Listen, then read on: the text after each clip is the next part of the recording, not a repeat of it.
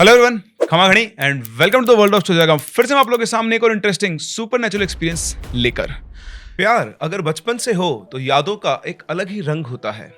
राज और मीरा, इन दोनों का रिश्ता भी कुछ ऐसा ही था। दिल्ली के पुराने स्कूल की एक बेंच से शुरू हुआ सफर कॉलेज के कन्फेशन तक पहुंचा और अब शादी के प्रॉमिस तक। राज एक शांत, ग्राउंडेड सॉफ्टवेयर इंजीनियर जिसके प्लान्स हमेशा नीट एंड क्लीन हुआ करते थे, और मीरा उसके बिल्कुल अपोजिट, जिंदा दिल, थोड़ी फनी और खुद की दुनिया में जीने वाली एक ड्रीमी मॉडल जिसका इंस्टाग्राम उसकी बहुत सारी फोटोज से भरा हुआ था। दोनों में एक अजीब सा बैलेंस था, जैसे एक शांत लेक की तरह और दूसरा लहराता हुआ एक झरना। और अब दोनों अपनी शादी की तैयारियों में बिजी थे क्योंकि दोनों लव बर्ड्स थे। अपनी शादी का दिन इन्होंने चुना वैलेंटाइंस डे 2016। एक शाम मीरा ने फोन उठाया और राज से कहा, सुन राज, हम अपनी प्री वेडिंग शूट की प्लानिंग शुरू करते हैं। आउटफिट वगैरह तो हो गए हैं, लेकिन अब बस लोकेशन फिक्स करनी है। राज ने उसकी बात सुनी और कहा, हाँ लेकिन कोई नॉर्मल जगह। तुम्हारे आइडियाज से मुझे डर लगता है क्योंकि तुम उठाकर कोई ना कोई ऐसी जगह ढूंढ लोगी जहां पर शायद मैं कंफर्टेबल नहीं रहूंगा। उसकी बात सुनकर मीरा कहती है, लेकिन मैंने कब कुछ अजीब सजेस्ट किया? तो उसने कहा, लास्ट बार गोवा के बीच पर हॉरर थीम बोला था ना तुमने, वो भी शादी के लिए। तुम्हारा दिमाग खराब है? मीरा हंसती और बोलती है कि हाँ वो तो ठीक है, ऐसे मजाक में बोल दिया था। राज भी उसकी बात पर मुस्कुरा दिया और साथ दोनों वीडियो कॉल पर अपनी प्री वेडिंग शूट के लोकेशंस की लिस्ट बनाना उन्होंने शुरू कर दी थी। बहुत सारी लोकेशंस उन्होंने डिस्कशन की। उन्होंने पहले डिस्कस किया कुतुब मीनार के पास जाकर शूट कर सकते हैं, तो मीरा बोलती कि वो तो बहुत क्राउडेड हो जाएगा और वहाँ पे टूरिस्ट भी बहुत ज़्यादा होंगे। पता पड़ रहा है मेरी फोटो के अंदर पीछे टूरिस्ट आ रहे हैं। तो फिर राज ने कहा कि हम लोधी आर्ट डिस्ट्रिक्ट ट्राई करते हैं, थोड़ा मॉडर्न भी है और कल्चरल भी है। तो मीरा कहती कि नहीं नहीं यार, मुझे थोड़ा ना रॉयल फील चाहिए। तो वो कहता हम जयपुर चलते हैं, आमिर फोर्ट। तो मीरा कहती कि नहीं यार, वहाँ आना जाने में टाइम भी लगेगा और बजट भी बहुत टाइट हो जाएगा। तो ऐसे इनका डिस्कशन चल रहा था, अलग अलग लोकेशंस के बारे में ये बात कर रहे थे। और फिर थोड़ी देर डिस्कशन के बाद जगह निकल कर आती है दिल्ली का फिरोज शाह कोटला फोर्ट। राज ने से नाम सुना और बोला, तो फिर से हॉन्टेड पे आके अटक गई? ये तो वही हॉन्टेड वाला फोर्ट है ना? तो बोलते हैं, अरे नहीं यार, लोगों ने फालतू की बातें उड़ा रखी है। पुरानी जगह है, अच्छी जगह है, और लोगों के हिसाब से तो हर पुरानी जगह हॉन्टेड ही होती है। और सबसे बड़ी बात यह है कि वो खाली भी हमें मिलेगा और बहुत अच्छे से हम लोग वहां पर अपना फोटोशूट कर पाएंगे। उसकी बात सुनकर राज ने भी सोचा, फोर्ट के इमेजेस गूगल किए, सब कुछ देखा, और देखने के बाद वो वापस से मीरा से कहता है, तुम्हारी चॉइस तो स्ट्रेंज है लेकिन थोड़ा हटके भी है। चलो ठीक है, हम लोग अपनी इसी लोकेशन को फाइनल करते हैं। मीरा भी इस बात को सुनकर खुश हो गई। वो बोलती कि I knew you would love it. तुम्हें ये लोकेशन बहुत पसंद आएगी, मुझे पहले से पता था, और इसीलिए अपनी लोकेशंस की लिस्ट में मैंने इसे रखा हुआ था। खैर, अब सब कुछ फाइनल हो गया था। उसी फोर्ट में ये लोग अपना प्री वेडिंग शूट करने वाले थे। अब इन लोगों के लिए जगह तो सिर्फ एक बैकड्रॉप थी, पर किसी और के लिए ये जगह एक इंतजार थी। 8 दिसंबर 2015, दिल्ली की ठंडी दोपहर, दिन में करीब 1:30 के आसपास ये लोग फोर्ट पहुंचे। मीरा ने एक ऑफ वाइट एम्ब्रॉयडर्ड भारी लहंगा पहना हुआ था। उसके बाल सॉफ्ट कर्ल के साथ खुले हुए थे और आंखों में उसने गहरा काजल लगाया था, और इन सब के साथ साथ उसने एक स्ट्रॉन्ग परफ्यूम वियर किया हुआ था। उसका चेहरा जब धूप पड़ रही थी तो चमक रहा था क्योंकि वो सीधा पार्लर से ही फोर्ट पहुंची थी। और राज उसकी तरफ देखकर बस उसे देखता ही रह गया। राज ने भी एक गोल्डन कुर्ता आइवरी जैकेट के साथ पहना हुआ था और दोनों के दोनों एक दूसरे को कॉम्प्लीमेंट कर रहे थे। फोटोग्राफर ने अपना कैमरा सेट किया और शॉट्स लेना शुरू किया। फोटोग्राफर भी हर फ्रेम के लिए एक्साइटेड था। अलग अलग एंगल्स और अलग अलग पोजेस में वो उनके पिक्चर्स खींच रहा था। उस दिन इनकी किस्मत से फोर्ट पे ज्यादा भीड़ भी नहीं थी और इक्के दुक्के लोग आसपास कहीं घूम रहे थे। और ये फोर्ट के गलियारों में जो टूटी हुई जगह हैं, अलग अलग एंगल से वो फोटोग्राफर इन दोनों की फोटोज क्लिक कर रहा था। अलग अलग जगह शॉट्स लेने के बाद मीरा एक टूटे हुए आर्क के नीचे जाकर खड़ी हो गई और वहाँ खड़े होते ही हवा की एक हल्की सी ठंडी सी लहर जिसमें उसका दुपट्टा लहराया। उस कैमरामैन की नज़र मीरा पर पड़ी, उसने कहा, "मीरा ऐसे ही रहना।" और उसने कैमरे में वो मोमेंट फ्रीज़ कर लिया। बहुत ही शानदार पिक्चर वो आई थी, जो एंगल बना था, जो लाइट आ रही थी और जिस तरह से उसका दुपट्टा हवा में लहरा रहा था, ऐसा लग रहा था कि किसी ने सीन क्रिएट करके इस शॉट को लिया है। इसके बाद भी इन्होंने कई और जगह पर पिक्चर शूट की, कुछ वीडियोज़, रील्स वगैरह शूट किए और शूट खत्म होते-होते शाम हो जाती, करीबन 6 बज जाते हैं और इसके बाद वो दोनों उस फ़ोटोग्राफ़र के पास जाते हैं और उससे पूछते हैं कि भैया आई थिंक बहुत हो गया है या कुछ बाकी है? फ़ोटोग्राफ़र कहता है कि मेरी तरफ से तो डन है, करीब 300 शॉट्स और कुछ वीडियोज़ हो गए हैं। तुम लोगों का कुछ बचता है तो मुझे बता दो, मैं वो फ़ोटोज़ भी क्लिक कर देता हूँ। तो मीरा और राज एक-दूसरे की तरफ देखते हैं और दोनों एक-दूसरे को देखकर हँस पड़ते हैं और फिर मीरा उस फ़ोटोग्राफ़र से कहती है, "फ़ोटोज़ तो हो गई हैं, अब ना तू एडिटिंग में मुझे और सुंदर बना देना।" ये बात मीरा उससे मजाक में कहती है और इसके बाद सब लोग अपना सामान वगैरह पैक करके फोर्ट से निकल लेते हैं। उसी शाम करीबन 7:30 पौने 8 के आसपास मीरा अपने घर पहुंचती है। प्री वेडिंग शूट में जैसा कि आप जानते हैं, लोकेशंस बदल बदल कर फोटो लेना, उसने हैवी लहंगा पहना हुआ था और कई बार एक लोकेशन से दूसरे लोकेशन जाने में भी बहुत चलना पड़ता है। तो ये सब करके मीरा बहुत थक गई थी। फोर्ट के अंदर का दिन एक्साइटिंग तो था, लेकिन साथ ही साथ बहुत ज़्यादा टायरिंग भी था। घर आते ही मीरा सीधा अपने रूम में पहुंचती है। उसे वो लहंगा उतारना था, अपना मेकअप हटाना था और उसको अपना कंफर्ट वापस चाहिए था। उसने रूम का दरवाज़ा बंद किया और कपड़ों का बैग उठाकर वार्डरोब के पास चली गई। उसने अपना नाइट सूट निकाला और जैसे उसने अपना टॉप उतारने लगी, तभी उसको एक अजीब सी फीलिंग आई। उसे लगा कि जैसे उसके कमरे में कोई है और उसे देख रहा है पर्दे के पीछे से। रूम में कोई साउंड नहीं था, ना कोई फैन चल रहा था, ना एसी चल रहा था। लेकिन उसे ये होता है ना, सिक्स सेंस बोलती कि आपको कोई पीछे से घूर रहा है। उसका हाथ रुका, उसने अपना टॉप दोबारा पहना और वो पर्दे की तरफ देखने लगी। धीरे-धीरे कदम बढ़ाते हुए उस पर्दे के पास गई और एकदम से उसने पर्दा हटा दिया। हटाया तो वहाँ पर कोई भी नहीं था और अब वो फीलिंग भी गायब हो चुकी थी, जो थोड़ी देर पहले आ रही थी कि कोई उसे देख रहा है। उसने फिर से चारों तरफ कमरे को अच्छे से देखा और उसके बाद वो खुद पे ही हँसी और खुद से कहने लगी, बहुत ओवरथिंकर है यार तू। और इसके बाद वो खुद से ही बात करती हुई अपने कपड़े वगैरह चेंज करके नीचे चली गई। अपनी माँ से डिनर के बारे में बातें करते हुए उसने अपनी फ़ोटोज़ दिखाई कि देखो कुछ-कुछ फ़ोटो जो फ़ोन में भी लेते हैं हम लोग, वैसी फ़ोटोज़ दिखाई कि आज ऐसा शूट हुआ और बाकी सारे वो डिस्कशन उसने अपनी माँ से किए और इस तरह से बैठ के खाना-वाना खाते-पीते इनको रात के करीबन 11 बज गए। सवा 11 के आसपास मीरा वापस अपने रूम में आई।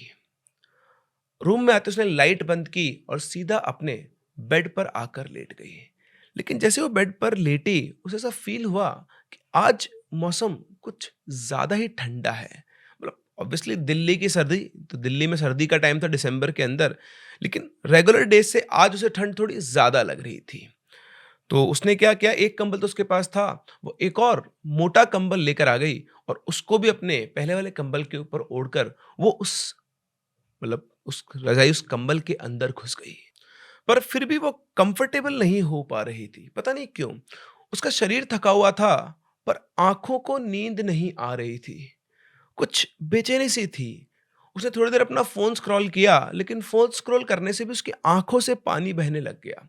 कई बार हम लोगों के साथ भी ऐसा ही होता है कि हम थके हुए होते हैं बहुत ज़्यादा, फिर भी नींद नहीं आ रही होती है, सोचते हैं फ़ोन स्क्रॉल करें, तो आँखों से पानी सा निकलने लग जाता है। तो सेम चीज़ उसके साथ भी हो रही थी। दिमाग कह रहा था सो जा, लेकिन आँखें सोने को तैयार नहीं थी। उसका दिमाग कुछ अलग ही तरीके से एक्टिव हो रखा था। कुछ सोच नहीं रहा था, लेकिन जैसे कुछ ऑब्ज़र्व कर रहा हो। वो इधर-उधर करवटें बदलती रही। जब अनईज़ीनेस कम नहीं हुई, तो उसे एक आइडिया आया। उसने अपने एयरपॉड्स निकाले, स्पॉटिफ़ाई पे लोफ़ी हनुमान चालीसा प्ले कर दी और हल्की-हल्की धुन के अंदर हनुमान चालीसा चलने लगी और फिर कुछ देर में जाने कब उसे नींद आ गई। अब यहाँ इसके 2 दिन बाद फ़ोटोग्राफ़र अपने स्टूडियो के अंदर लैपटॉप स्क्रीन पर इन रॉ फ़ाइल्स को खोलकर चेक कर रहा था कि कौन-कौन सी इमेजेस को सेलेक्ट करनी है, एडिटिंग करना, सब कुछ करना आपको पता है बहुत सारा काम होता है। उस टाइम पर क्या होता है कि हम लोग हर एक इमेज को चेक करते हैं। जैसे मैं भी कभी बाहर कोई वीडियोज़ बनाने जाता हूँ, मान लो कोई लोकेशन कवर कर रहा हूँ, तो उस टाइम पर मैं भी हर एक क्लिप को चेक करता हूँ कि देखते हैं किस क्लिप में से हम लोग क्या-क्या इन्फॉर्मेशन ले सकते हैं, क्या-क्या शूट हुआ है, क्या एंगल आया है। तो ऐसे वो भी अपनी इमेजेस को चेक कर रहा था और सारी इमेजेस बढ़िया एक से एक इमेजेस वहां पर क्लिक हुई थी और तभी उसके सामने एक फाइल खुलती है DSC 3666। स्क्रीन पर इमेज लोड होती है। इस इमेज के अंदर मीरा अकेली उस टूटे हुए आग के नीचे खड़ी थी। ये वही शॉट है जब उस टाइम पर उसका दुपट्टा लहराया था। तो दुपट्टा एक तरफ लहराया हुआ था, उसका चेहरा बिल्कुल क्लियर काम था, लाइटिंग सब कुछ परफेक्ट थी। लेकिन तभी उसकी नजर पड़ती है मीरा के बिल्कुल पीछे। उसे उस पिक्चर के अंदर मीरा के पीछे एक हल्की काली सी परछाई दिखाई देती है, लंबी, बिल्कुल स्ट्रेट, इतनी स्ट्रेट कि वो आर्च के ऊपर तक निकली हुई थी और उस बहुत हल्की सी वो शैडो थी, मतलब बहुत गौर से देखने पर वो दिखाई दे रही थी। उसका चेहरा अनडिफाइंड सा था, एक शैडो, एक सिलाउट की तरह थी, एक शेप की तरह थी और उसको देखकर ऐसा लग रहा था जैसे वो जो भी परछाई है वो मीरा को घूर रही हो। ये देखते उस फोटोग्राफर के हाथ से माउस छूट गया एक बार के लिए। उसने वापस से माउस पकड़ा, फोटो को ज़ूम किया, पहले 200% फिर 400%। वाक़ई में मीरा के बिल्कुल पीछे एक बहुत ही हल्की सी, बहुत ही थिन ब्लैक सी शैडो थी, जो आसानी से दिखाई नहीं दे रही थी। उसने ध्यान किया, उस वक़्त वहाँ पर कोई भी नहीं था। ना कोई असिस्टेंट था, ना कोई और इंसान था। वहाँ तो बस मीरा ही थी। इवन राज भी उस टाइम पर उस आर्क से दूर खड़ा हुआ था और एक वो खुद था जो फ़ोटोग्राफ ले रहा था। उसने एक के बाद एक दूसरी फ़ोटोज़ को देखना शुरू किया, लेकिन सिर्फ़ उस एक ही फ़ोटो में से वो शैडो दिखाई दे रही थी। उस आर्क के आस-पास और भी बहुत सारी फ़ोटोज़ थी, लेकिन उन सब में ऐसी कोई शैडो नहीं थी। उसने हाथों-हाथ राज को ये फ़ोटो सेंड की और उसको बताया कि इस तरह से देखो, इस फ्रेम के अंदर ये शैडो दिखाई दे रही है। राज ने उस इमेज को अपने लैपटॉप में ओपन किया और देखकर उसने कहा, "अबे इतना क्या सोच रहा है यार? तेरे कैमरे का शटर या एक्सपोज़र का बैलेंस बिगड़ गया होगा और उस मोमेंट पर इस तरह से कैप्चर हो गई है। बाकी इमेजेस भेज, उसके अंदर कुछ है?" तो बोलता है कि नहीं नहीं, बाकी किसी भी इमेज में कुछ भी नहीं है, सिर्फ इसी इमेज में मुझे ये लग रहा है। तो बोलता है लोड मत ले, तो इसको एडिट कर ले या इसको हटा दे, इस इमेज को हटा दे, कोई दिक्कत है, डिस्कार्ड कर दे। तो उसने कहा कि नहीं नहीं यार, इमेज तो बहुत अच्छी आई है, तो मैं एक काम करता हूँ, इसको एडिट करके शैडो वाला पार्ट हटा देता हूँ, बाकी सब कुछ मेंटेन कर लेता हूँ। और इस तरह से राज ने उस फोटोग्राफर को इंस्ट्रक्ट किया कि ये बात तू मीरा को मत बताना, इसको एडिट कर दे और ऐसा कुछ भी नहीं है, तो फालतू दिमाग लगा रहा है। अगली सुबह राज एक कोजी कैफे के कॉर्नर में बैठा था। मैकबुक पे स्क्रीन पे लाइंस ऑफ कोड स्क्रॉल हो रही थी। क्लाइंट डेडलाइन पास थी और टीम ने प्रेशर डाला हुआ था, पर उसका दिमाग काम पर कम और मीरा पर ज्यादा था। तभी एकदम से उसका फोन बजा। स्क्रीन पर नाम था शिखा। राज ने कॉल उठाया। अरे शिखा, लॉन्ग टाइम, क्या हुआ, क्या हाल चाल तुम्हारे? शिखा बोलती, हाँ यार, तुझसे कुछ अर्जेंट काम था, तू कहाँ है अभी? तो राज ने उसे जवाब दिया, यार मैं तो बैंगलोर आया हुआ हूँ ऑफिस के काम से, पिछले करीबन 10-12 दिन से यहीं पर हूँ। उधर से शिखा की आवाज़ आती है, चल झूठा, मुझे ही बना रहा है। कल रात को स्टारलाइट कैफे के बाहर मीरा के साथ मैंने तुझे खुद देखा है और तू बैंगलोर पहुंच गया। राज पहले हंसा और फिर बोला, तू पक्का किसी और को देख के आ गई है? मैं तो पिछले 10 दिन से यहाँ क्लाइंट साइट पर हूँ। तो दोस्तों वो बोलते रहे, पागल हूँ क्या? मैंने खुद तुझे मीरा के साथ देखा है। मीरा ने ब्लैक कोट पहना था और तुम दोनों मेरे सामने से निकले थे। एक सेकंड के लिए राज चुप हो गया, फिर कैजुअल टोन में बोला, तो तूने फिर मेरे किसी हमशक्ल को देख लिया होगा। मेरे जैसे बहुत हैंडसम लड़के हैं दुनिया में, उनमें से शायद तुझे कोई एक दिख गया होगा। शिखा की आवाज थोड़ी सीरियस हो गई। तुझे मेरी बात पर विश्वास नहीं है तो एक काम कर, आज मैं तुझे जब भी कॉल करूं, तो चाहे कहीं पर भी हो, मीटिंग में हो, कहीं पर भी हो, सब कुछ छोड़ के तू मेरा कॉल उठाना, समझा? राज थोड़ा कंफ्यूज हुआ पर उसने हाँ कर दिया। ठीक है यार, तू भी ना क्राइम थ्रिलर देख के ओवर थिंक करने लग गई है। कॉल कट हुआ पर राज के चेहरे से अब हंसी गायब हो चुकी थी। उसने तुरंत मीरा को कॉल लगाया, लेकिन मीरा ने कॉल पिक नहीं किया। शी मस्ट बी स्लीपिंग, उसने सोचा, और उसके बाद वापस से वो अपने काम पर लग गया। लेकिन कहीं ना कहीं उसके दिमाग में एक चीज शुरू हो गई थी। शिखा आखिर ऐसे क्यों बोलेगी? कि उसने सच में मुझे देखा, मेरे जैसा कोई मीरा के साथ? लेकिन ये कैसे हो सकता है? एक अजीब सी वाइब्रेशन उसके स्पाइन में उतर गई और इधर शिखा का डाउट अब ऑब्सेशन बन चुका था। उसने अपने काम वाम कैंसिल किए, अपनी गाड़ी उठाई और मीरा के घर के बाहर कुछ डिस्टेंस पर जाके वो खड़ी हो गई, ताकि आज जहां वो जाए वो उसका पीछा करेगी। और हुआ भी कुछ ऐसा ही। दिन में 2 बजे के आसपास मीरा अपने घर से कैब में निकली और पहुंची एक कैफे। शिखा भी उसके पीछे पीछे ही अपनी कार से उसी कैफे पर पहुंचती है और मन ही मन ये सोचती है कि आज देखूंगी मैं, अगर कुछ सच है तो मुझे जरूर दिखाई देगा। करीबन 3:15 बजे रोजवुड कैफे, दिल्ली। कैफे के ग्लास के पार से उसने पीप किया और देखा अंदर कॉर्नर टेबल पर मीरा बैठी थी। सामने राज बैठा हुआ था, एक नॉर्मल कपल की तरह, बिल्कुल जैसे एक नॉर्मल कपल बैठ के बात करते हैं, वो दोनों एक दूसरे से बात कर रहे थे। शिखा ने उन दोनों को देखा और सोचा ये तो यहीं बैठा है और मुझसे कह रहा था बैंगलोर है, लेकिन ये मुझसे झूठ क्यों बोल रहा है। उसने तुरंत अपना फोन निकाला, राज को कॉल किया और कॉल कनेक्ट हुआ। उधर से राज बोलता है हेलो, तो इधर शिखा बोलती तू फोन पे बात कर रहा है? तो बोलता है हाँ ऑब्वियसली, तूने फोन पे ही तो कॉल किया है, टेलीपैथी तो मुझे आती नहीं है, बोल क्या हुआ। ये सुनकर शिखा का गला सूख गया। तो उसने क्यों नहीं उठाया? उधर राज बोलता है किसने? तो बोलती है तूने, तू मुझसे फोन पे बात भी कर रहा है और तू मेरे सामने भी बैठा हुआ है मीरा के साथ कैफे में, और तेरे हाथ में फोन भी नहीं है। राज बिल्कुल शांत हो गया और फिर बोला शिखा तू क्या बोल रही है, मुझे कुछ समझ में नहीं आ रहा है। शिखा के हाथ कांप गए। उसने बोला रुक, मैं तुझे अभी वीडियो कॉल करती हूं। बोलता है ठीक है कर। शिखा राज का वीडियो कॉल कनेक्ट करती है। कनेक्ट होने के बाद शिखा का चेहरा कैमरे पर आता है और राज भी, और उसके पीछे ऑफिस का बैकग्राउंड, जिसे देखकर शिखा की आंखों में एक डिसबिलीफ आ जाता है। उसकी सांसें तेज हो जाती है और बोलती है तू तो किसी ऑफिस में बैठा है। तो राज बोलता है कि हाँ मैंने तुझे बताया तो है कि मैं ऑफिस में हूं। शिखा कंफ्यूज हो जाती है और बोलती है अब तू ये देख। और ये बोलकर शिखा अपना बैक कैमरा ऑन करती है। उसने अपना कैमरा कैफे के अंदर जूम किया और बोला ये देख तू ही तो है मीरा के सामने, कॉफी पी रहा है, सेम कपड़े, सेम हेयर स्टाइल, सब कुछ। राज फोन के स्क्रीन पर देखता है और फिर जोर से हंस पड़ता है। शिखा तू पागल हो गई क्या?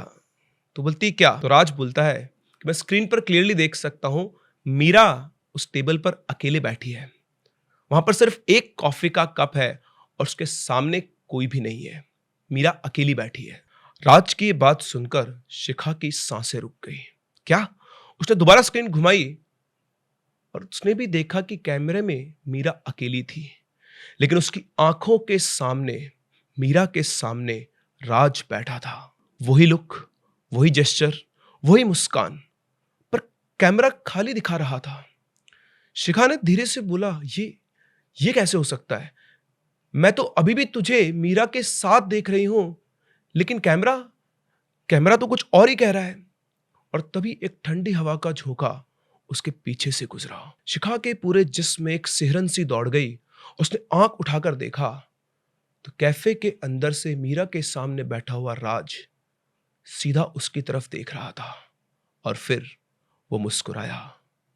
वैसी ही मुस्कुराहट, वही आंखें, लेकिन जैसे कह रही हो मुझे सब पता है, तू यहां क्या कर रही है। शिखा ने तुरंत फोन डिस्कनेक्ट किया, बैग उठाया, भागती हुई अपनी कार में बैठी, इग्निशन ऑन किया और एक्सीलरेटर दबा दिया। शाम करीब 5 बजे के आसपास आउटर रिंग रोड पर शिखा की कार हाई स्पीड में थी। शिखा के हाथ डर के मारे कांप रहे थे, उसका दिमाग बिल्कुल ब्लैंक था, वो प्रोसेस नहीं कर पा रहा था कि ये क्या था, मैं क्या देख रही थी, ये सब कैसे हो सकता है। कि तभी आगे चल रहे एक मिनी ट्रक ने एकदम से ब्रेक लगाया। शिखा ने भी ब्रेक मारा, लेकिन देर हो चुकी थी। एक जोरदार टक्कर हुई, कार का विंडशील्ड टूट गया, खून और टायरों की स्क्रीचिंग की नॉइस। शिखा का सिर स्टीयरिंग से टकराया और आंखों के सामने अंधेरा छा गया। उधर राज अब भी अपनी फोन स्क्रीन पर स्टेयर कर रहा था कि आखिर वीडियो कॉल एब्रप्टली कट क्यों हो गई थी। उसने 2-3 बार शिखा को कॉल भी करने की कोशिश की, लेकिन कोई रिस्पॉन्स नहीं आया था। और फिर उसने एक और बार फोन ट्राई किया। इस बार कॉल कनेक्ट हुआ और बैकग्राउंड में लोगों के चिल्लाने की आवाज आ रही थी। राज ने बोला, हेलो शिखा, शिखा सुन रही हो? फोन किसी और ने उठाया, एक मेल वॉइस और आसपास लोगों की आवाज है। हेलो भैया, ये लड़की एक्सीडेंट में इंजर्ड है, अभी कुछ देर पहले ही हुआ है, मिनी ट्रक से टक्कर हुई है। राज बोलता है, क्या? तो बोलता है, हाँ सर, आप इनके रिश्तेदार हो? हम इनको हॉस्पिटल ले जा रहे हैं, बहुत सीरियस एक्सीडेंट हो गया है, आप इनकी फैमिली को बता दीजिए, मैडम अभी बेहोश है। राज का दिल एक पल के लिए रुक गया। अचानक से उसका इतना खतरनाक एक्सीडेंट कैसे हो गया है? उसने तुरंत उससे बोला, ठीक है ठीक है, और फोन कट करके सीधा शिखा के घर पे कॉल लगाया। जब उसने कॉल लगाया तो शिखा की मम्मी ने फोन उठाया और राज ने कहा, आंटी मैं राज बोल रहा हूँ, शिखा का आउटर रिंग रोड के ऊपर एक्सीडेंट हो गया है, उसे फोर्टिस हॉस्पिटल ले जा रहे हैं, आप तुरंत निकल जाइए प्लीज। ये खबर सुनते ही उसकी आंटी शॉक में थी, वो रोने लगी। राज ने उनको एड्रेस फॉरवर्ड किया और उस टाइम तक भी राज के हाथ कांप रहे थे। यहां से फोन कट करने के बाद राज सीधा मीरा को फोन करता है, वो कहता है, मीरा मुझे अभी भी पता चला है, शिखा का एक्सीडेंट हो गया है और उसकी कंडीशन बहुत सीरियस है। शिखा बोलती, क्या? मुझे तो कुछ पता ही नहीं है। तो राज ने उसे बताया कि मैं अभी उससे कॉल पे बात कर रहा था, उसने मुझे वीडियो कॉल किया था और उसके बाद अचानक से उसका कॉल कट हो गया। मैंने बार बार उसे फोन ट्राई किया, फिर किसी और ने फोन उठाया और ये बताया कि उसका एक्सीडेंट हो गया है। सो मीरा बोलती है, ओ गॉड, कौन से हॉस्पिटल में है? तो राज ने कहा कि मैं तुम्हें एड्रेस भेज रहा हूं मीरा, एक बार तो जाके देख ले प्लीज, पता करना कि वो ठीक तो है ना। मीरा ने हाँ कहा। उसने कहा कि तुम मुझे एड्रेस भेजो, मैं अभी के अभी निकलती हूँ।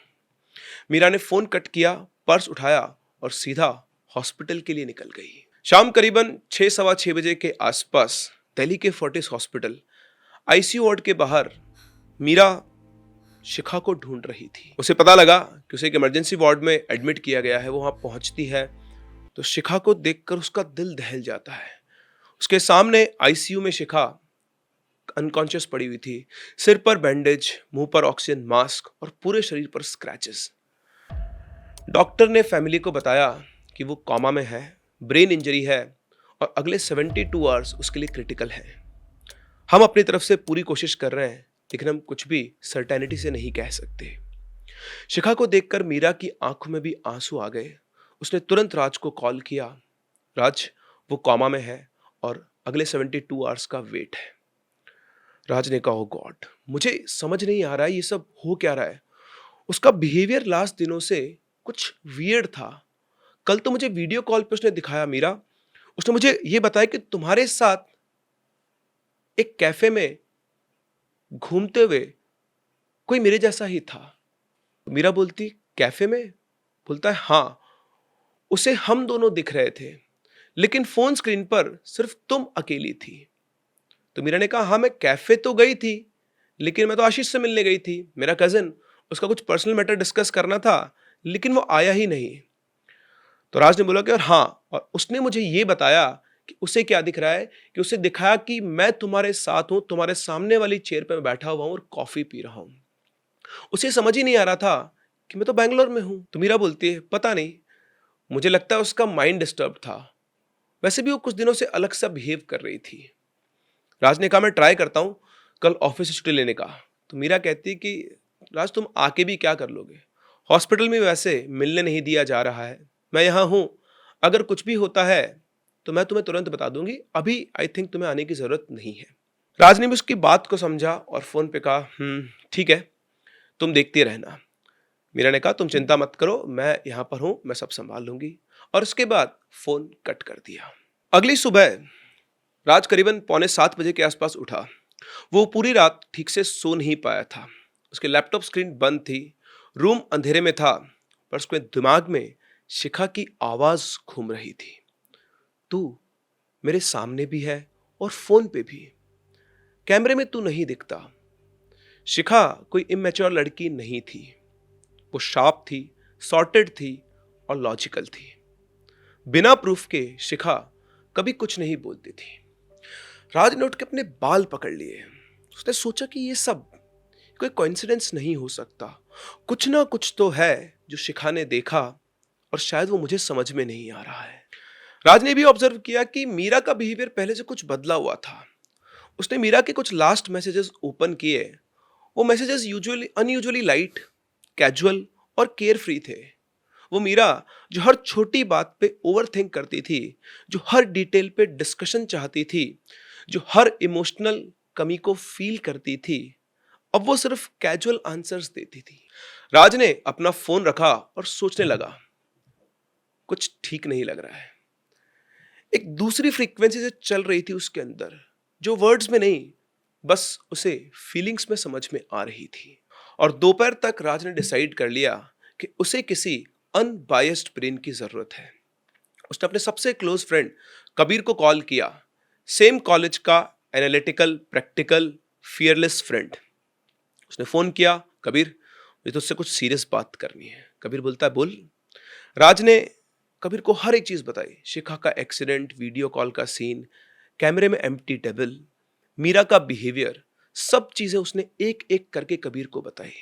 उसकी सारी बातें सुनकर कबीर भी थोड़ी देर के लिए चुप हो गया और फिर बोला, राज ये नॉर्मल तो नहीं लग रहा है। एक काम करता हूं, मैं दिल्ली जाता हूं, तो किसी को मत बोलना, मीरा को भी बिल्कुल नहीं, और मैं उस पर नजर रखूंगा। राज ने भी रिलीफ की एक सांस छोड़ी और बोला, प्लीज मुझे पता करना है कि आखिर वहां पर चल क्या रहा है। कबीर उसी शाम मीरा के घर के आसपास शैडो की तरह मूव कर रहा था और शाम को करीबन 8 बजे के आसपास मीरा घर से निकली, बिल्कुल कैजुअल, नॉर्मल, हाथ में पर्स, फोन, और वो इधर उधर शायद कुछ देख रही थी कि तभी एक वाइट कैब आकर उसके पास रुकती है, उसमें बैठती है और निकल पड़ती है। कबीर भी क्वाइटली उसको फॉलो करता है। कैब लोधी रोड के एक क्वाइट लेन में जाकर रुकती है, जहां पर एक स्मॉल रूफटॉप कैफे की तरफ मीरा बढ़ती है। मीरा कैफे में अंदर जाकर बैठती है और कबीर बालकनी में साइड में जाकर खड़ा हो जाता है, जहां से वो मीरा को क्लियरली देख सकता था, लेकिन मीरा उसे नहीं। और कुछ ही देर में मीरा के सामने आकर कोई बैठता है, एक लड़का, और वो कोई और नहीं, वो राज था। एक बार तो कबीर के भी होश उड़ गए उस लड़के को देखकर। वो मीरा के साथ बैठा हुआ था, बॉडी लैंग्वेज बिल्कुल इंटीमेट थी, जैसे नॉर्मल कपल्स की होती है, और मीरा उसके साथ बिल्कुल कंफर्टेबल थी। कबीर मन ही मन बोलता है, ये तो एग्जैक्टली राज है। कबीर ने जूम करके फोटो ली और उसी वक्त मीरा के सामने बैठा वो लड़का सीधा कबीर की तरफ देखता है, बिल्कुल सीधा, जैसे उसे पहले से पता हो कि कबीर वहां पर है और क्यों है। और जैसे कबीर की उसे नजरें मिली, वो धीरे से हंस दिया। हंसी देखते कबीर का गला सूख गया, उसके अंदर की हवा ठंडी हो गई और एकदम से उसके आसपास बालकनी जो प्लांटर्स थे हिल गए। वो तुरंत वहां से भागा, उसने सीधा राज को कॉल लगाया और बोला कि राज, जो शिखा ने बोला था वो गलत नहीं है। उसकी बात सुनकर राज का भी गला सूख गया। उसने पूछा, क्या देखा तूने? कबीर की आवाज बोलते हुए कांप रही थी, मीरा के सामने कोई कोई एग्जैक्टली तेरी तरह बैठा था, बिल्कुल तेरा चेहरा, पर जब मैंने फोन से फोटो लेने की कोशिश की तो वो कैमरे में दिखाई नहीं दे रहा था। और भाई, उसने सीधा मेरी तरफ देखा, जैसे उसे सब पता है। उसके बात सुनकर राज का दिमाग ब्लैंक हो गया। उसने कहा, कबीर प्लीज तू सेफ रह, मैं कल ही पहुंचता हूं। उधर से कबीर बोलता है, भाई यहां पर कुछ बहुत गलत चल रहा है और मैं तुझे डिटेल्स कॉल पे नहीं दे सकता हूं। तू कल छोड़, तू यहां आ, अभी जितना जल्दी हो सकता है उतना जल्दी वहां से निकल, मुझे कुछ ठीक नहीं लग रहा है। कबीर की कॉल कट होती है और राज के अंदर एक आवाज गूंजना शुरू होती है, वो तेरी तरह दिखता है पर कैमरे में नहीं दिखता। राज ने बिना एक सेकंड वेस्ट किए फ्लाइट बुकिंग खोली और अपनी नेक्स्ट फ्लाइट बुक की दिल्ली के लिए। बैग पैक किया और बिना किसी को बताए, बिना मीरा को इन्फॉर्म किए और अपने घर वालों को इन्फॉर्म किए, वो सीधा दिल्ली के लिए निकल पड़ा। अगली सुबह करीबन 9 बजे के आसपास राज दिल्ली पहुंच चुका था। आंखों में नींद नहीं थी और चेहरे पर सिर्फ एक ही सवाल था, सच क्या है? वो सीधा कबीर के पास पहुंचता है। दरवाजा खुलते ही कबीर ने उसे गले लगा लिया, जैसे उसे पहले से पता हो कि राज अंदर से ऑलरेडी टूट चुका है। कबीर ने बिना किसी ड्रामा के सब कुछ बता दिया, कैफे, मीरा, वो लड़का जो राज जैसा था, कैमरा में ना दिखना और वो मुस्कान। कबीर ने सिर्फ इतना कहा, राज मैं जानता हूं कि ये सुनना मुश्किल है, पर जो भी है वो इंसान नहीं था। उसकी बात सुनकर राज कुछ नहीं बोलता है। उसके कान में बस एक ही आवाज गूंज रही थी कि शिखा गलत नहीं थी। यहां से निकलकर राज सीधा मीरा के घर पहुंचा। गेट खुला हुआ था। घर में बिल्कुल शांति थी। मीरा की मम्मी ड्राइंग रूम में बैठी थी और अपना काम कर रही थी। जैसे ही वो अंदर घुसा, वो राज को देखकर बोलती रही, राज तुम यहाँ? राज ने इधर उधर देखा और बोला, आंटी मीरा कहाँ है? उसकी मम्मी थोड़े से सस्पिशियस एक्सप्रेशन के साथ बोलती है, वो तो सुबह ही निकल गई थी बेटा, अपना प्री वेडिंग शूट का लहंगा लेके। कि बात सुनकर राज का दिल जोर से धड़का। लहंगा? तो बोलती है, हाँ, वो कह रही थी कि कुछ फोटोज रीशूट करनी है। तो मैंने उससे पूछा भी कि तुम नहीं जा रहे साथ में? तो बोलती है कि राज मुझे सीधा वहीं पर मिल जाएगा। राज ने थोड़ा अपने आप को संभाला और बोला, हाँ आंटी, मैं वहीं जा रहा हूं, बस इधर से निकला तो ये देखने आया था कि वो निकली या फिर नहीं। एक्चुअली वो उन्हें परेशान नहीं करना चाहता था। इतना बोलकर राज वहां से निकल गया। दोपहर की धूप में फोर्ट बिल्कुल खाली था। वही टूटे हुए आर्चेस, वही वहां पड़े हुए पत्थर और वही हवा में खामोशी। राज और कबीर ने मिलके फोर्ट के चप्पे चप्पे को छान मारा, हर जगह मीरा को पुकारा, लेकिन कोई आवाज नहीं। वो उन आर्चेस के नीचे भी गया जहां से सब कुछ शुरू हुआ था। कुछ भी नहीं, सब कुछ खाली पड़ा था। कुछ लोग बस फोर्ट देखने के लिए घूम रहे थे, लेकिन मीरा उन्हें कहीं पर भी दिखाई नहीं दी। राज का दिमाग बिल्कुल सुन्न हो गया। वो मन ही मन बस एक सवाल पूछ रहा था कि मीरा आखिर तुम हो कहां? जब उसे मीरा कहीं नहीं मिली तो उसके दिमाग में आया कि उसे उस फोटोग्राफर को फोन करना चाहिए। उसने उस फोटोग्राफर को फोन किया तो उसने बताया कि नहीं, उसकी तो मीरा से कोई बात नहीं हुई और ना ही कोई वापस से फोटोशूट प्लान हुआ है। पूरा दिन वो उसे वहां ढूंढते रहे और अब शाम ढलने को आ चुकी थी। राज थक चुका था, उसे कोई डायरेक्शन नजर नहीं आ रही थी। वो थक हार कर कबीर के साथ फोर्ट के बाहर बैठ गया और बस बैठकर वो रो दिया, बिल्कुल बच्चों की तरह। कबीर उसे संभाल ही रहा था कि तभी राज का फोन बजा। फोन राज के फादर का था। फोन कबीर ने उठाया और अगले ही सेकंड कबीर का चेहरा सफेद पड़ गया। राज, राज ने सिर उठाया, क्या हुआ? कबीर की आवाज भरी हुई थी, एक एक्सीडेंट हुआ है रिंग रोड के पास। ये सुनते ही राज का दिल जोर जोर से धड़कने लगा। शायद उसे यह अंदेशा हो गया था कि एक्सीडेंट किसका हुआ है। फिर भी उसने पूछा, किसका? कबीर ने आंखें बंद कर ली और बोला, मीरा, मीरा की मौत हो गई है। राज कुछ समझ नहीं पाया, क्या बकवास कर रहा है? कबीर ने जवाब दिया, ट्रक ने रन ओवर कर दिया, स्पॉट पे ही। ये सुनते ही राज खड़ा हो गया। नहीं, ये नहीं हो सकता। कबीर ने राज को अपने गले से लगा लिया और उसे कंसोल करने लगा और बोला, राज, उसने वही वाइट लहंगा पहना हुआ था जिसमें तुम दोनों ने प्री वेडिंग शूट किया था। राज के पैरों के नीचे से जमीन खिसक गई। दोनों दोस्त वहां से भाग के हॉस्पिटल पहुंचे। वहां पहले से ही राज और मीरा का पूरा परिवार जमा था। राज को देखते ही सब फूट फूट कर रोने लगे।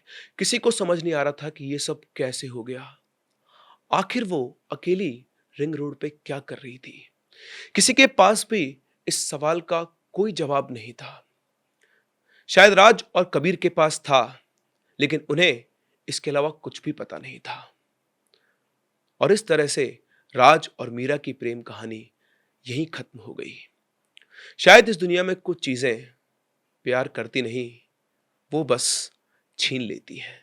और इस तरह से राज और मीरा की ये प्रेम कहानी अधूरी रह गई। देखा आपने किस तरह से ये लोग पहुंचे अपना प्री वेडिंग शूट करने एक ऐसी जगह पर जहां पर कहा जाता है कि जिन्नों का वास है। वहां शूट करते हुए उनको कुछ नहीं दिखाई दिया, लेकिन मीरा उस जिन को पसंद आ गई। वो खेलता रहा, वो इल्यूजन क्रिएट करता रहा जब तक सब कुछ सेफ था। लेकिन जैसे उसे लगा कि अब उसका राज खुलने वाला है, असली राज बैंगलोर से दिल्ली आने वाला है, उसने अपना फाइनल स्टेप बहुत जल्दी चल दिया। उसने मीरा को तैयार किया उसी वाइट लहंगे में जिसमें उसने पहली बार उसे देखा था। वही शायद उसे चलाकर रिंग रोड तक लेकर गया और शायद उसी ने उसका एक्सीडेंट करवाया। हो सकता है एक्सीडेंट ना हो, शायद मीरा वहां खड़ी होकर वेट कर रही हो किसी बस के आने का, और शायद जो वेट कर रही थी वो मीरा नहीं, कोई और था जो मीरा को कंट्रोल करे बैठा था। वैसे आपको क्या लगता है, क्या यही हुआ था या फिर कोई और कारण था? अपने व्यूज हमें कमेंट सेक्शन में जरूर बताएं। हम लोग मिलते हैं अपनी अगली कहानी में, तब तक के लिए keep loving and keep listening.